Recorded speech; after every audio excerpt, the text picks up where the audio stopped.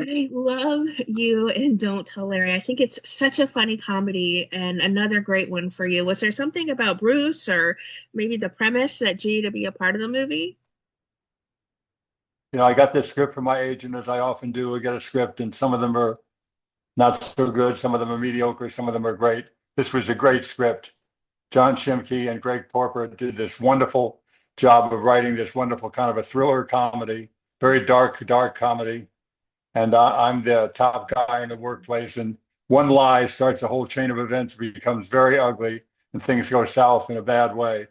But it's great, great, very great writing, great directing, and a great cast. Patty Guggenheim plays Susan. She's wonderful. Kyle Kennedy, you know, boy, they both met their match. They're great improv actors. They know each other from their improv group, I think. We got Kenneth Mosley as Patrick, who's fantastic. And Tina Parker, who I know well because we worked on Better Call Saul. She was on Breaking Bad. She plays Carol. And the great, great, great Dot Marie Jones as Kim. To be in Dot's company is just great. So She's I'm a lucky wonderful. man to have this job.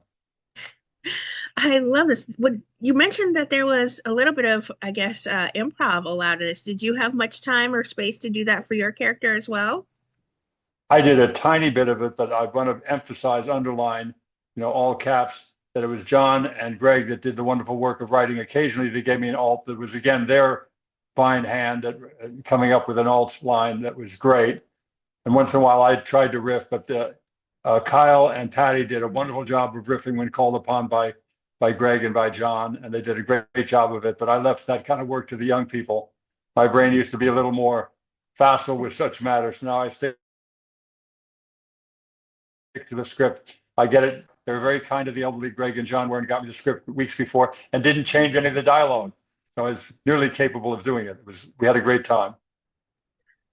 Since you've been doing comedy for so long, is it easy for you not to break on those funnier moments? I used to be better at it. I'd be there on Best in Show, the Chris Guest movie, and across the desk from me, Best in Show, we have Catherine O'Hara and Eugene Levy. So to not crack up with those two takes a lot of work. And I was good at it. I just stand there like a Marine and just, kind of let them finish. And I'd say something else. But, you know, but then, I'd have Michael Higgins and Michael McKean across the desk from me. All these wonderful actors would come in to check in the hotel. And my only job was just to not go sky high. And so I got to do that. Chris has put me in a lot of his different shows. So I'm very lucky to know Chris and that great gang of actors, and especially lucky to work with these people now, Patty and Kyle and the wonderful group. They're fantastic improv actors. Is there a particular scene, and don't tell Larry, that you're sort of most proud of the work you put in? Yeah, that first scene that I have, with Patty is just fantastic. I just love that. I give her some information about the way things are going to go with the company that she wasn't expecting. And so, and that's kind of the turning point where things go bad for everybody. But then Kyle comes into the scene, and I have a scene with Kyle and, with Patty that's just off the charts. They're so good together. And John and Greg were feeding them all lines of what have you. They could just go with it, like the young people that they are. It was just fantastic to watch. This is just another funny film for you. And I know that it's old hat for you at this point, but you have such a penchant for comedy work. Was it always there for you? You have such a talent for it. I'm very grateful that you would say that. I try to be true to my comic senses, but I learned from the best. I worked with Dabney Coleman early on. I knew, some great comic actors and worked with them I worked with Peter Falk, who's not only a great dramatic actor, but a great comic actor. Charles Grodin was a good friend of mine. You get people like that and you realize, wait a minute, this is my kind of comedy. They're not playing it for the laughs. Here's a big joke coming up that you're going to love. They're playing it like it's Strindberg. And in so doing, it becomes very, very funny. Alan Arkin and Peter Falk, I worked with in the 70s, early in my career, and two great dramatic actors, two great comic actors, because they make no distinction between the two. They remain honest and true to the text like they're doing Shakespeare or Strindberg, and it becomes hysterically funny because you can't see the jokes coming. It's all coming from real behavior. That's what Kyle and Patty did at every turn too, and the whole gang in that wonderful movie. I mean, as you put it, you have a gift for both drama and comedy. It's people just love the work you do. You have this multi-talent. You're a multi-hyphenate, as they say, because you slip so seamlessly between these two worlds. But also, I feel like that's what makes you a constant person requested still in Hollywood because you can do both of these, maybe with both arms behind your back, tied behind your back at this point. You're being very kind, Jamie, but the truth is I got real lucky being born Ed Begley's son. So some doors opened for me that wouldn't otherwise be open for the normal individuals. Now I had to walk through those doors and I had to deliver once inside the door. But to get in the door, I had a big leg up by being Ed Begley's son. But still, I had it wrong, Jamie. I really did. I had this attitude of wake me when I'm famous. I want a TV series. I Oh, want a 13 on air guarantee. I had all these ideas of what I should be doing, none of them based in reality. And finally, when I started to do some work and get some training, then I began to get good work, doing things like The In-Laws with Peter Falk and Alan Arkin, and then eventually doing Best in Show and A Mighty Wind, and these, wonderful movies I got to do with Chris Guest, and to do Better Call Saul, to do dramatic work in that, and then to do Young Sheldon, that lovely show, very funny show, Young Sheldon. So I'm a lucky man is all that's the career planning that I have. Just continue to, find a four-leaf clover and hang on to it. It's dumb luck and nothing more. no, no, I think you have to give yourself a little bit of credit. There has to be some talent flowing through those veins at some organ in your body to at least give you the impetus to get you Well, I'm fooling in them those so doors. far. So far, so good. We got them. I got you and them both tricked. That's right. You've conned me and so many of us into thinking you have a wonderful career that's just been exceptional and continues. I'm sure people come up to you all the time with the favorites, and maybe it's all you can tell at this point in your career what they're going to say that they're fans of it. Yeah, there's been so much fortunate work that I've gotten. I went in and auditioned for a role on a series called Saint Elsewhere back in the 80s, and I didn't get the part. The part I wanted was the part of a regular called Dr. Peter White. I auditioned for the part, did not get it. Again, my good fortune. They gave me like to throw me a bone because they like me, I guess. They gave me a one-line or two-line part in the pilot. I did that. That became one of the most popular characters in the TV show, that one and two-line part. And then the character that I wanted, Dr. Peter White, that character was shot in the groin and then the stomach, killed on St. Elsewhere because he was a hospital rapist. And that character was done midway through the second season. So what I wanted was never as good as what I got. That's the subtitle for my whole life. One lucky guy.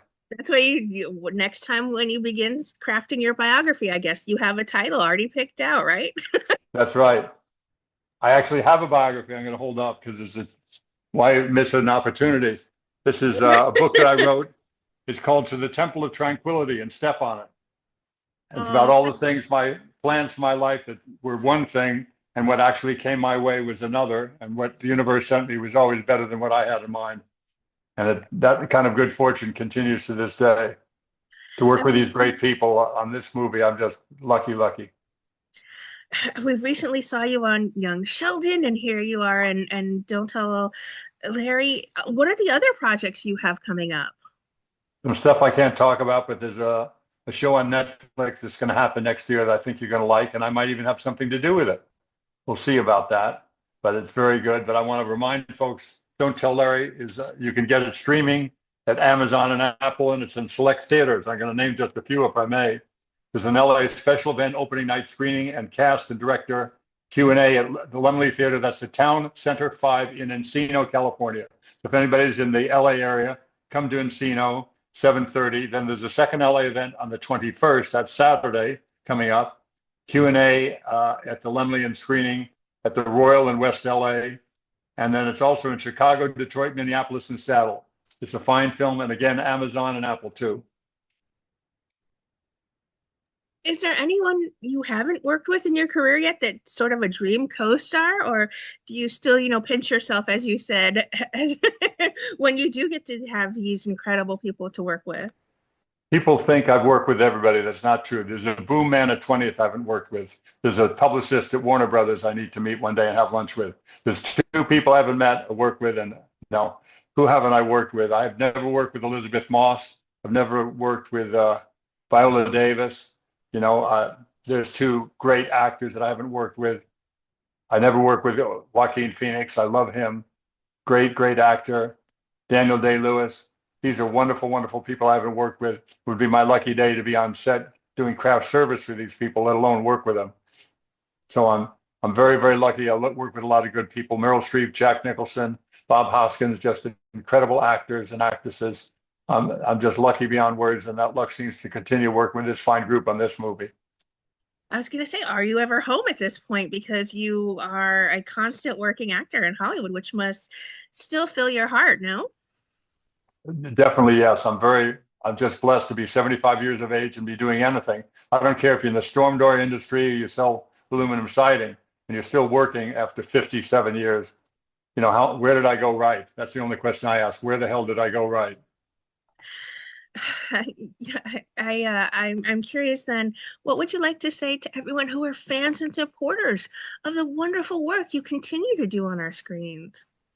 I thank people for watching the shows that I've been doing, like Better Call Saul, Young Sheldon, going to movies like Don't Tell Larry, shows over the years that they've watched and loved, like I've watched and loved them, like 6 Feet Under, Arrested Development, St. Elsewhere.